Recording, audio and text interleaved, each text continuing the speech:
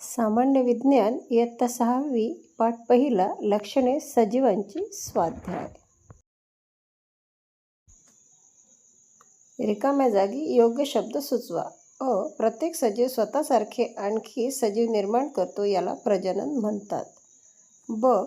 वाढ आणि प्रजनन ही सजीवांची प्रमुख लक्षणे आहेत. अन्नामुळे होणारी सजीवांची वाढ आणि विकास यांना सजीवांचे पोषण असे म्हणतात. सजीवांचे शरीर पेशींचे बनलेले असते. प्रश्न क्रमांक 2. पक्षी, मासे, जनावरे स्वतः हालचाल करून स्वतःची जागा बदलू शकतात. पालापाचोळा तसेच ट्रॅक्टर व बैलगाडी यासारखी वाहने त्यांच्या जागा बदलू शकतात. या दोन्ही प्रकारच्या हालचालीत महत्त्वाचे फरक कोणते? सजीव स्वतःच्या शक्तीने हालचाल करतात. ट्रॅक्टर, बैलगाडी यासारख्या निर्जीव वस्तूंना हालचालीसाठी बाह्य शक्तींची गरज असते. वळूया पुढील प्रश्नाकडे. प्रश्न क्रमांक 3. अनेक रोगांचे जंतू अतिशय सूक्ष्म असतात. ते नुसत्या डोळ्यांनी न दिसण्याइतके लहान असतात. एवढ्या लहान सजीवांचे प्रजनन होत असेल का? तुम्हाला काय वाटते? हे कशावरून ठरवले ते सांगा. होय, सूक्ष्मजीवांचे प्रजनन होते, कारण योग्य परिस्थितीत त्यांची संख्या झपाट्याने वाढते. सूक्ष्मदर्शकातूनही त्यांचे विभाजन दिसते.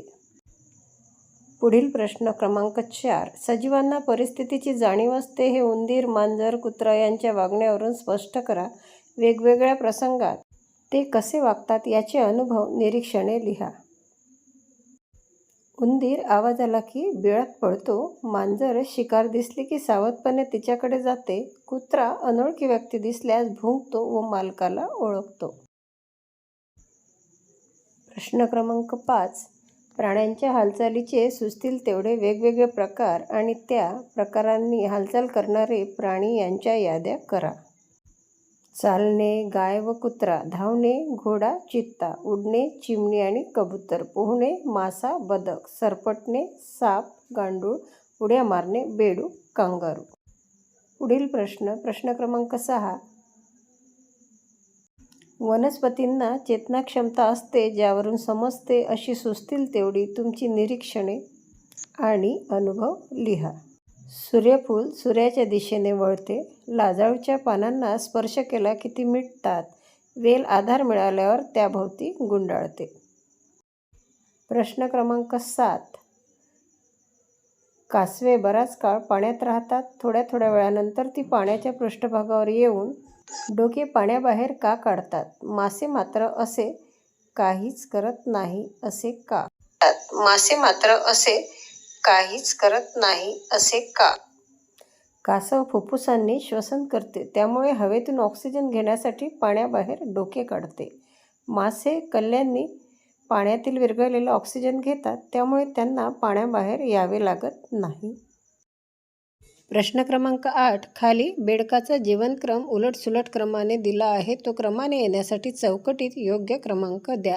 चित्रे पाहून स्क्रीनवर दिसत असल्याप्रमाणे आपल्याला या बेडकाच्या जीवनक्रमाला क्रमांक द्यायचे आहेत.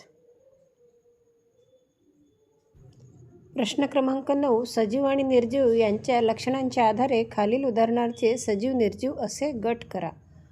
यातील सजीव आणि निर्जीव याप्रमाणे गट आपण करूयात. पुढील प्रश्न क्रमांक 10. दुष्काळात पुरेसे पाणी व चारा न मिळाल्याने जनावरांवर कोणते परिणाम होतात? जनावरे अशक्त होतात, वजन कमी होते, दूध कमी मिळते, आजार होतात, काही वेळा त्यांचा मृत्यूही होऊ शकतो. प्रश्न क्रमांक 10 मधील वाघाचा बछडा मोठा होतो, त्याचाही विकास होतो का? हे विधान स्पष्ट करा. होय, वाघाचा बछडा फक्त आकाराने मोठा होत नाही, तर त्याच्या शरीरातील अवयव, दात, नखे, शिकार करण्याची क्षमता आणि इतर गुणही विकसित होतात. त्यामुळे त्याची वाढ आणि विकास होतो.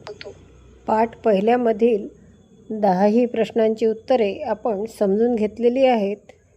भेटूया